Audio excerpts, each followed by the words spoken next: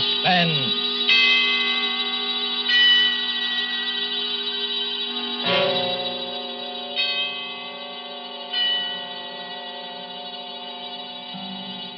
This is the Man in Black, here again to introduce Columbia's program, Suspense. Our distinguished stars tonight are two of the world's acknowledged masters of the art of suspense. They are Mr. Charles Laughton and Miss Elsa Lanchester. Mr. Laughton, who will soon be seen in the Metro-Goldwyn-Mayer picture, The Man from Down Under, is here to play a remarkable character created by England's noted thriller author, Agatha Christie. A mild-mannered character whose initials were ABC, and about whom revolved a series of savage murders, all neatly and alphabetically arranged. ABC was stamped upon all his belongings, those being his rightful initials. And ABC was stamped, too, upon the large railway timetable he always carried. But there was nothing so odd about that detail, since no traveler in the British Isles would dream of planning a journey without consulting this famous railway schedule, the ABC. And so, with the ABC Murders by Agatha Christie, written for radio by Robert Tallman and William Spear, and with the performance of Charles Laughton, we again hope to keep you in suspense.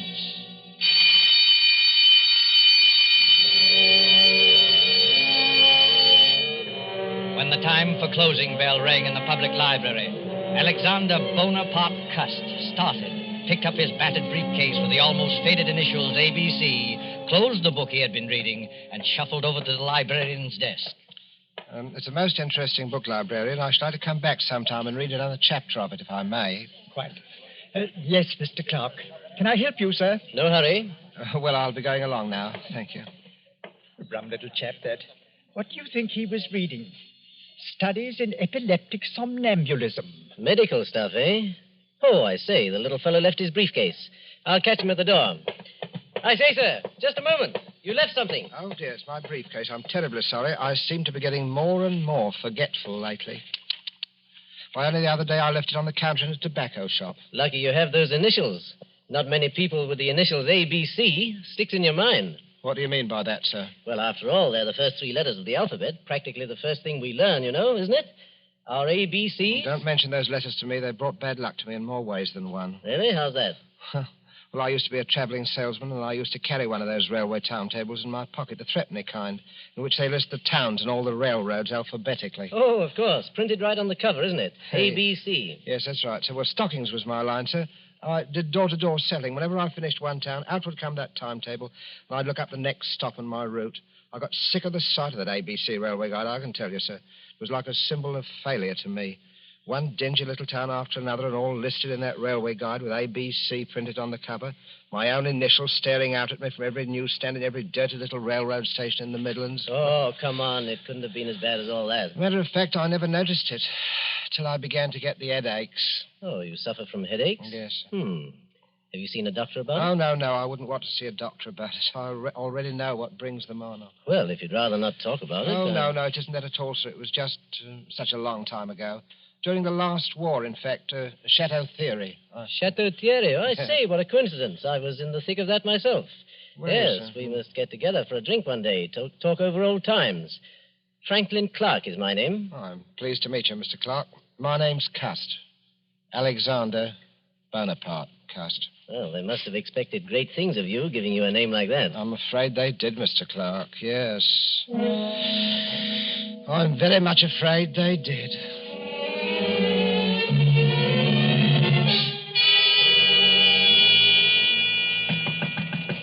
Mr. Cust. Oh, Mr. Cust. Who is it? It's me, Mr. Cust. I've brought you up a spot of tea. Oh, it's you, Miss Marbury. That was very thoughtful of you. Oh, nonsense. You know, Mother dotes on you. Oh. You're her favourite lodger. In fact, why, Mr. Cust, you're packing your things. You're not leaving us, are you? Oh, no, I'm just taking a little trip over the bank holiday, you know. Now, don't try to deceive me, Mr. Cust. You're embarrassed about owing us, aren't you? No. You needn't be, Mr. Cust. Really, you needn't. Oh, you are a nice girl, Miss Marbury. You really are a nice girl. As a matter of fact, I'm not going just for the bank holiday. I've something rather important, some very important matters to take care of. You know, it's very possible that my mother didn't have me christened Alexander Bonaparte. Cussed for nothing. Oh, have you got a position, Mr. Cust? Well... What is it? Well... Oh, come, Mr. Cust. You can tell me, can't you? Well, Miss Lily, I can tell you this much. I shall be travelling quite a lot. In fact, where did I leave that ABC Railroad guide? Oh, yes, here it is. First stop, Andover. Andover? That's not very far. No, but I must be getting on if I don't want to miss that train. Now, let me see. Have I got everything? There's my spectacles and my overcoat, my typewriter, my walking stick. Did I ever tell you the history of this walking stick, Miss Marbury? It's a Scottish piece, very old. It's always is antique. You know, they used to kill people with these back in the days of the old clan wars in Scotland. I wonder how many heads this one has bashed in. Mr. Cust. Oh, please, what a terrible way to talk. Yes, I'm sorry, Miss Marbury. I am a little bit surprised at myself talking like that. It must be my new job. It's gone to my head a bit. That's it. It's gone to me head. Have you got an aspirin by any chance? I've got an all.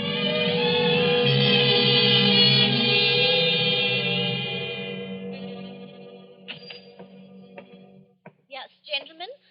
What'll it be? Packet of goldflakes for me. Yes, sir. And the other gentleman? 3 Havanas, the shilling cigars. Havanas? You gentlemen must be up from London. That's right.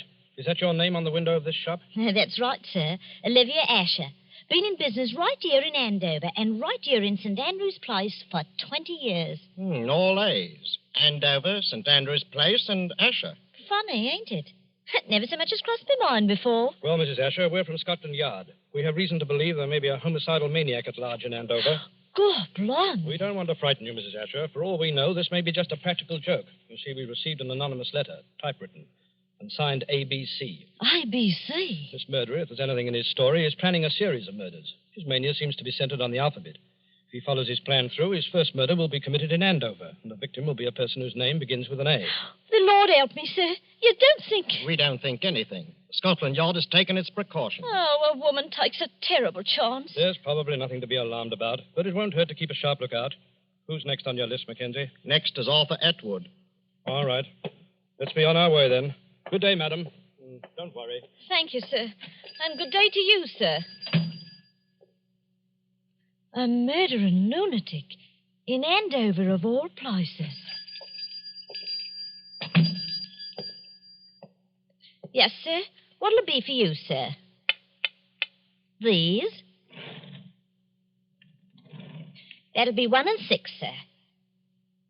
I said that'll be... Oh, no! 6:30 newspaper, sensation, homicidal maniac in Andover, alphabet murderer to strike next at Bexhill, latest on ABC. Oh, boy, let me have one of those. Oh, yes, sir. News or Standard, sir? Both. Here you are. Oh, thank you, sir. 6:30 newspaper, sensation. Nasty business, eh, mister? Oh, yes, very, very. You never know with lunatics. They don't always look bomber, you know. Sometimes they look the same as you on me. Eh? Yes, I suppose they do. Oh, it's a fact. Sometimes it's the war unhinged them. Never been right since. Yes, I expect you're right. You know, I don't hold with wars. I hope this will be the last. You don't hold with wars, eh? Well, young man, I don't hold with plague and sleeping sickness and famine and cancer, but they happen all the same. And murder happens all the same. They can't prevent them.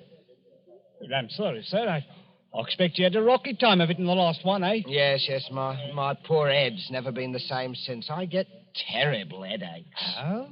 Well, I'm sorry about that, sir. Sometimes I hardly know what I'm doing. You don't say. I forget things. You know, for instance, I could have sworn I had an ABC railway guide in my pocket an hour ago. Do you know they found one of them ABC railway guides on the poor tobacconist lady that he murdered? Oh. Him. ABC, whoever he is. Maybe he don't know himself. Ever stop to think of that? Maybe he's so bum he don't remember. I wonder. Bexhill, did he say Bexhill? That's my train. Well, goodbye, young man. Goodbye. 6:30 newspaper, sensation, homicidal lunatic to strike again. Police tracing typewriter on which murder notes were written. To strike at Bexhill, latest on ABC, alphabet murderer.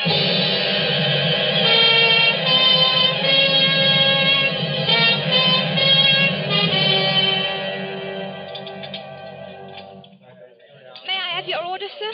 Well, I don't think I'll have the ham. I had ham for breakfast. Yes, I think I'll have the mutton pie. 1 mutton pie. Yes, sir. What's the matter with you? You're trembling, young woman. Is something wrong? Oh, sir, if you only knew. I have to walk home tonight after they close up here. And there ain't hardly a light in Benson Terrace where I live. Benson Terrace in Bexhill? Yes, sir. You're afraid of the ABC murderer, aren't you? He follows the alphabet, don't he? That was the way he done in Andover. Hey, and does your name begin with a B? Barnard's my name. Mary Barnard. Oh, dear me, Miss Barnard. Well, I don't like to appear forward. Well, anyway, I'm old enough to be your father. Would it make you feel easier if I saw you home tonight? Oh, you don't know, sir. You just don't know what it would mean. Oh, well, what time do they close up here? 9 o'clock. All right, I'll wait outside for you. At 9 o'clock? All right.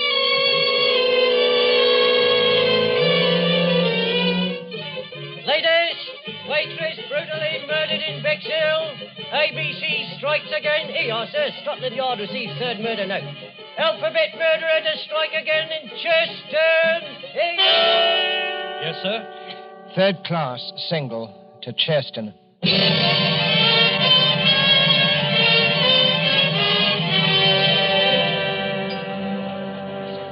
Give me a pint of half and half, please. Yes, sir. There you are, sir. You up from London, sir? Yes, I come directly from London. Ah, salesman? Stockings is my line. Rough going these days, what with rationing, eh? Well. It isn't my old friend Alexander Bonaparte Cuss. I'm sorry, I'm afraid I don't remember. We met in the library, remember? Oh. In London. Yes, had quite a talk. Yeah.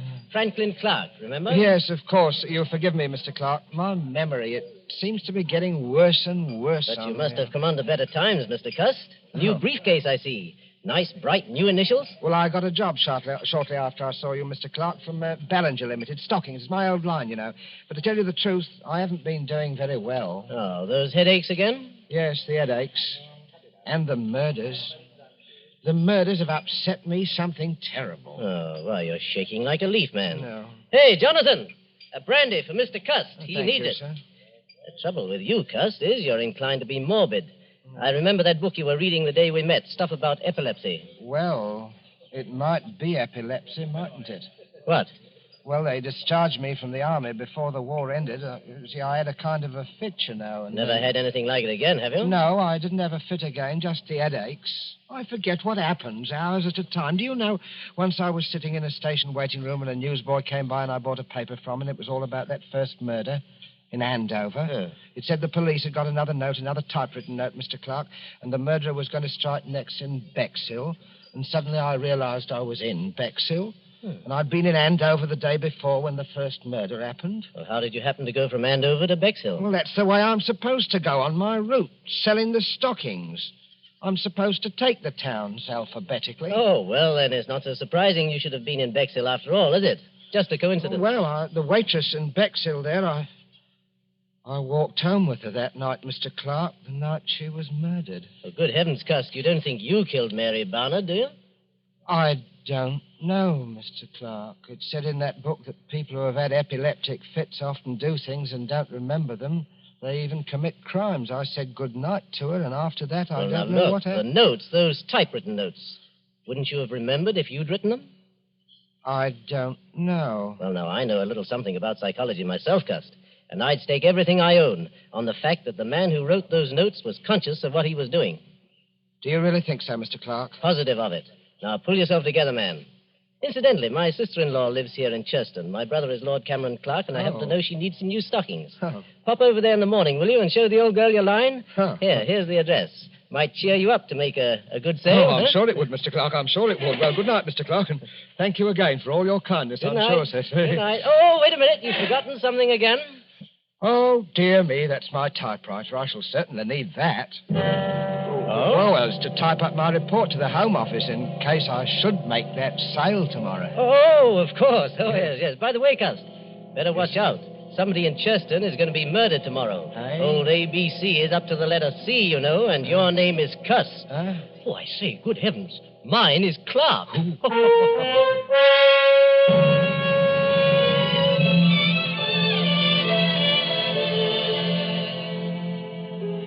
Well, thank you again for your generous order, Lady Clark. I hope you'll be pleased. This line of woolen lined stockings is one of Ballinger's best buys right now, Lady Clark. My brother-in-law told me that you'd had some unfortunate times lately, Mr. Cust. Yes. But I really did need the stockings, and I should Hello be so... again, Cuz. Hello, I've sir. been stuffing myself with bacon and eggs. Make a sale, old boy? Oh, yes, Mr. Clark. Thank you very much. Good, good. Louise is filthy with money, and her ladyship's legs are in constant need of recovering. Oh, I wouldn't say that, Yes, sir. really. She wanted the stockings. Well, thank you very much, my lady. I hope I shall have the privilege of serving you again next year. Goodbye, Mr. Cust, and good luck. Cheerio, Cuz. Such a nice little man, Franklin. He's a bit off his nut, I'm afraid. Last night he tried to convince me that he was the ABC murderer. His initials, you know. He has minor lapses of memory. That little man a murderer? Oh, really, Franklin? Good Lord, what was that? One of the maids. Where is that girl? What's going on? In the master's bedroom, milady. You better go with her, Mr. Franklin. Brothers, whatever are you doing here? Oh, my lady, the master, Lord Clark, is being murdered. Stabbed with a knife. He's all over blood. Murder? Oh. Good heavens. Why, look there on the floor. A railway guide and ABC. Take me out of here, Franklin. Oh, Louise, I'm sorry you had to see this. Oh, Cameron. My poor Cameron. Who never made an enemy in his life. The man who did this was a maniac. And I'm afraid I know who he is. He always carried a walking stick with a heavy carved handle. That's how the other murders were committed, with a heavy stick. But he wasn't carrying his stick today. Must have grabbed a knife up there somewhere to kill Cameron with. But when? Were you with him every minute? Well, I went upstairs to get my checkbook. It took me a little while to find it. That gave Cust his opening. Oh, to think that all that time. Oh, no. No, I'll never forgive myself, No, Franklin. none of that now, Louise. The important thing now is to stop him before he can commit another murder. But what are you going to do, Franklin? I'm going to the police and see if they'll let me help. Let's have a look at this ABC railway guide he left beside poor Cameron. Look here. All checked. See there? Andover, Bexhill, Churston. Each with a check mark after it. Oh, where's the next one? See? See, London. He's through with ABC, he's gone home, and I'm going after him.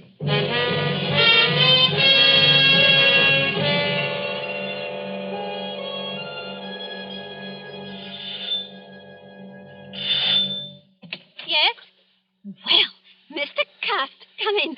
Whatever kept you away so long? Miss Lily, I've got to talk to you alone. Oh, well, I'll go up with you. I want to show you the new curtains I put up in your room anyway. Oh, you are a nice girl, Miss Lily, really are Yeah, a nice let me girl. carry one of these, Mr. Cust, the typewriter. No, I'll carry my own things, thank you. Oh, Mr. Cust, you're trembling.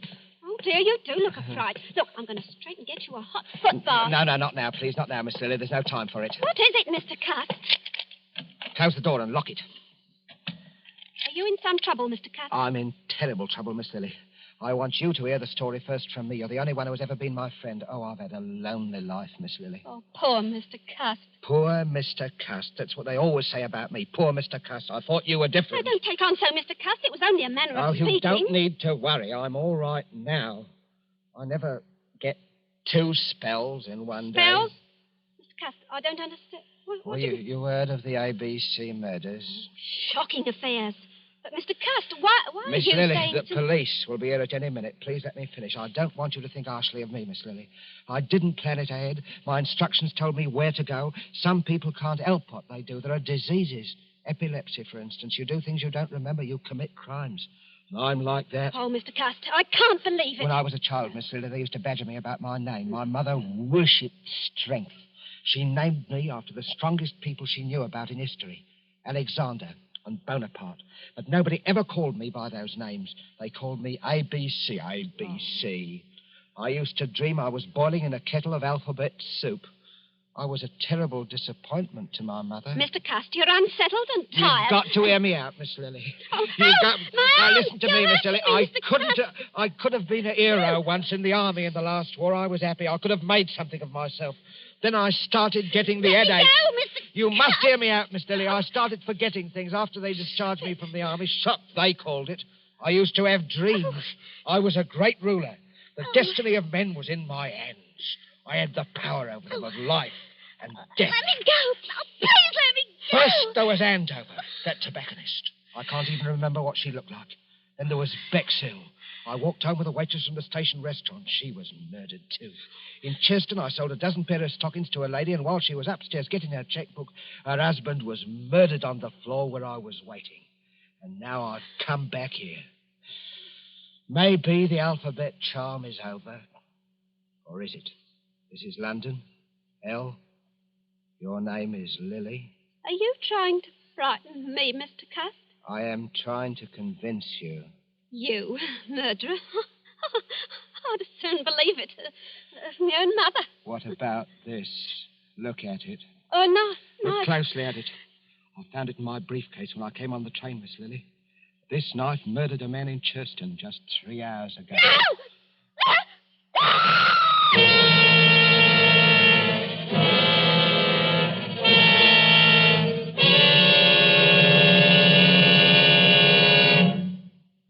Oh, now, there, Miss Marbury. Don't take on so. He's all handcuffed pretty as you please in the next room.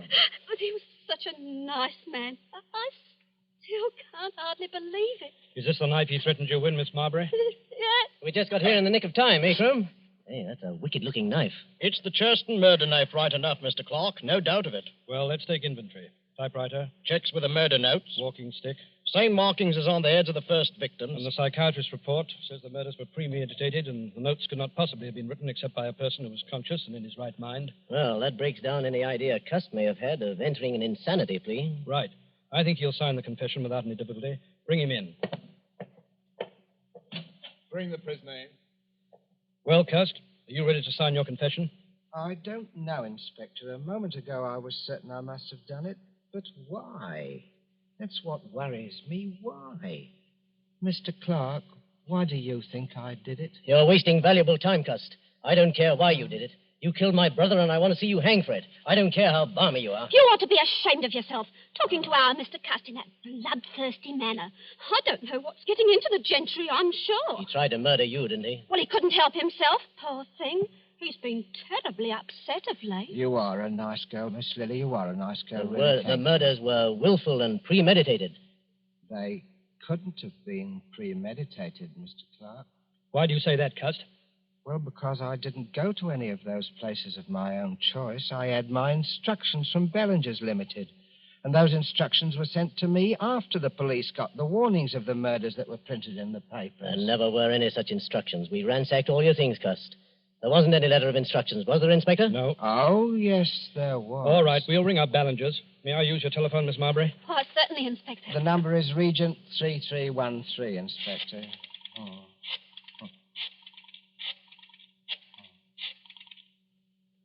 Ballinger's, are you there? Put me on to personnel. Oh, Mac, start packing those exhibits, will you? Oh, right, sir. Crome speaking, Scotland Yard. At what date did you employ a commercial traveler named Alexander Bonaparte Cust? No, Cust. A.B. Cust. Initials A.B.C. Yes? Never employed by you. You're absolutely certain? Did you send a man to Andover or Bexhill last week? Not on your route. Thank you. That's all I wanted to know. Too bad, Cust. I guess this knocks out your last ghost of a chance, doesn't it? No, Mr. Clark. Because, you see, the instructions were in a letter, and that letter is right in this room. Well, let's have a look. Come on, Mackenzie. Give me a hand. Let's go through these things again. It won't do you any good to look there, Mr. Clark. I have the letter. Would you like to see it, Mr. Crome? It's here. Well, I'll be... Where did you get that? It wasn't on him, Inspector. I'll swear to that. Where did you have this hidden? Well, Inspector, it isn't generally known, but I do wear a small hairpiece. Not out of vanity, mind you. I find it necessary for the business. Let's see that letter. Oh, gladly. Dear Mr. Cust, enclosed find advance. Typewriter is being posted today. You will... What a lot of nonsense, Inspector. Look at the typeface of that letter. It's obviously written on Cust's typewriter. Yes, that's right, Mr. Clark. And the man who wrote that letter was the murderer. Cool as you like, he sent the typewriter to me and instructions on one of Ballinger's letterheads and the money and everything else. What kind of stunt are you trying to pull here, Cust? No stunt. It's just that when you made that telephone call, Inspector, and Ballinger said I'd never worked for them, I knew that the typewriter must have been sent to me by the murderer. And the more I thought about it, the more it seemed to me that the murderer must be Mr. Clark. What? Why, this is too utterly fantastic, Inspector. Really, Well, the murderer would have to had to know something about me. Something I'd never confided to anyone but to Mr. Clark about my headaches. I'd been reading a book in the public library, Inspector, a book on epilepsy, and it seemed to me that what I suffered during the last war might have been epilepsy. And it was on my mind, see? It said that epileptics might commit crimes and not remember them under certain conditions. Without that to go on, the murderer couldn't possibly have pinned the crime on me. That works two ways, Cust. You might have told me that story deliberately, just so you could cook up this story now. Well, I couldn't cook up your fingerprints, Mr. Clark. And I'll wager anything. Your fingerprints are on that letter. Oh, come now, really. Well, that's easily settled. We can do it right here. Won't take a moment. Take a set of Mr. Clark's fingerprints, Mackenzie. You examine the prints in the letter meantime. Right, Inspector. Just press your fingers down firmly on this ink pad, Mr. Clark. What is it, Mr. Clark? It's quite simple, really. Yes, it's so simple it isn't even necessary. I'm afraid this is necessary, Mr. Clark. Only a matter of routine, you know. But I tell you it isn't necessary because Cust is right. I am the murderer. You? But wait, then you killed your brother Cameron Clark so that you would inherit the estate? Yes, exactly. But the others, the A and B murders in Andover and Bexhill and... I committed them, all of them. Yes, but... Come now, gentlemen, surely you'll give me credit for thinking this thing through. If only my brother Lord Clark had been murdered, I, being the only heir, would have had a lot of explaining to do.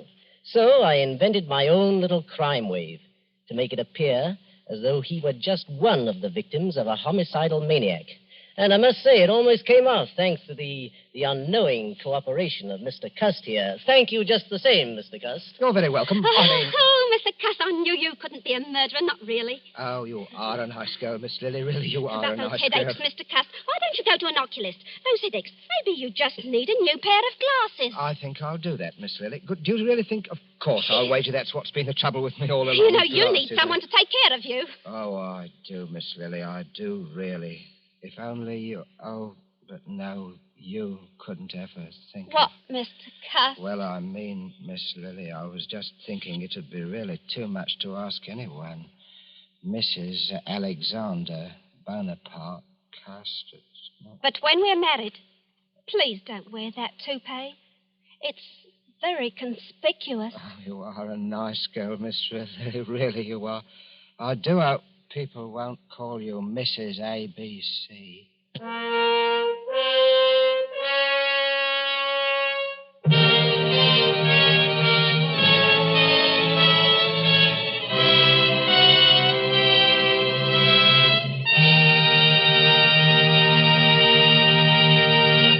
And so closes the ABC Murders, starring Charles Laughton with Elsa Lanchester and Bramwell Fletcher.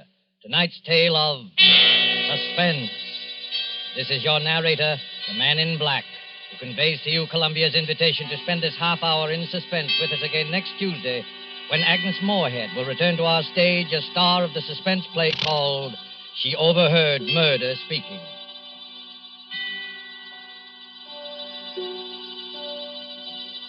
Producer of these broadcasts is William Spear, who with Ted Bliss, the director, Lud Gluskin and Lucian Mahowick, conductor and composer, and Robert Tolman, the radio author, collaborated on tonight's Suspense.